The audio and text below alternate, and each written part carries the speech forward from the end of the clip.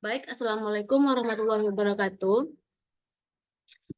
Perkenalkan, kami dari kelompok 2 yang beranggotakan saya sendiri Aziza Mehana, kemudian ada rekan saya yaitu Serli Yulitri, Lailatul Fathia, Siti Nabila, dan Jihan Hafizah.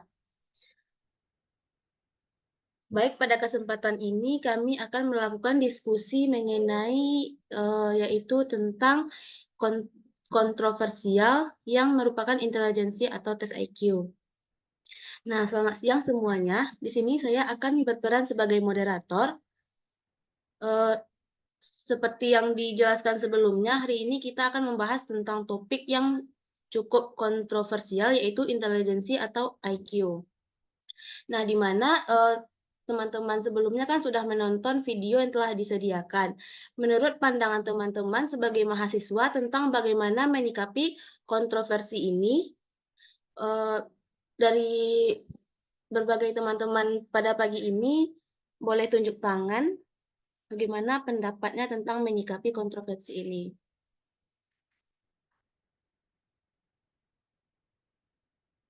Silahkan, Fatia. Baik, terima kasih moderator. Menurut saya, inteligensi memang terlalu kompleks untuk diukur hanya dengan angka, seperti IQ. Seperti yang dijelaskan di video itu, ada banyak jenis kecerdasan, termasuk kecerdasan emosional dan kreatif. Saya merasa tes IQ tradisional cenderung meredukasi potensi manusia. Saya pribadi merasa kita harus melihat kecerdasan secara lebih holistik dan mempertimbangkan faktor-faktor lain seperti kreativitas, kemampuan sosial, serta kemampuan beradaptasi.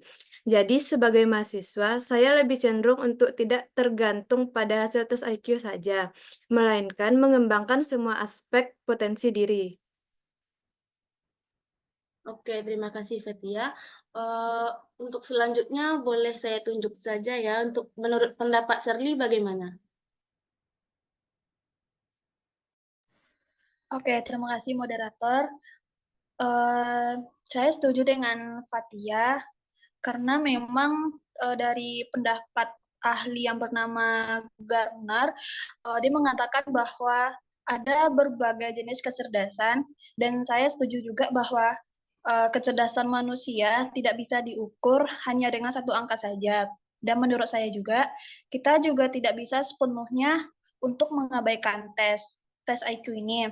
Seperti yang sudah dibahas pada video pertama, tes standar seperti IQ memang alat yang bisa membantu dalam memahami sebagian dari kecerdasan manusia, terutama di bidang akademis atau pekerjaan tertentu.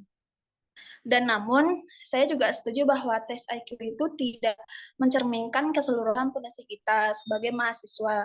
Dan saya berpikir bahwa yang paling terpenting itu bagaimana kita menggunakan tes IQ ini sebagai alat, salah satu alat yang bukan satu-satunya indikator. Itu sih. Iya sih, memang betul. Kan IQ ini kan tidak semua mencerminkan keseluruhan potensi kita. Nah, sebagai mahasiswa itu kan juga kita berpikir yang terpenting itu yaitu bagaimana kita menggunakan tes IQ sebagai alat tes tadi. Nah, kalau menurut Jihan, bagaimana pendapat Jihan? Menurut saya setuju dengan apa yang dikatakan Fatia dan Serli sebelumnya. Menurut saya, tes IQ itu bisa membantu kita untuk mengukur kecerdasan, tetapi juga sesuai dengan yang dikatakan di video pertama, terdapat masalah reliabilitas dan validitas pada tes IQ.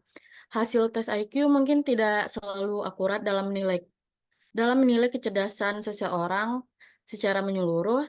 Selain itu, saya juga setuju dengan poin yang disampaikan di video kedua yang menyatakan bahwa kecerdasan itu dapat dipengaruhi oleh banyak faktor seperti lingkungan, genetika, dan pendidikan.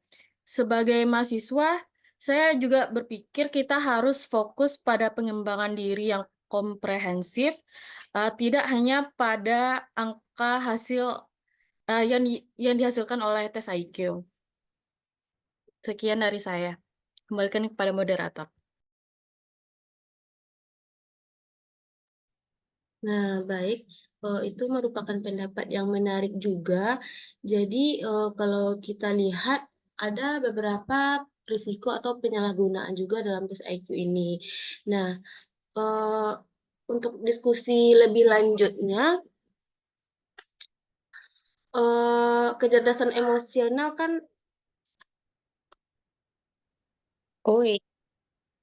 Nah, baik, terima kasih kepada Jihan. Jihan menekankan pentingnya konteks dan faktor lingkungan di dalam menilai kecerdasan. Nah, dari semua pendapat yang telah disampaikan itu, bisa kita simpulkan bahwa kita semua ini cenderung setuju bahwa IQ tidak bisa menjadi satu-satunya ukuran kecerdasan. Namun, kita juga lebih mendukung pendekatan yang lebih holistik dan menyeimbangkan potensi diri.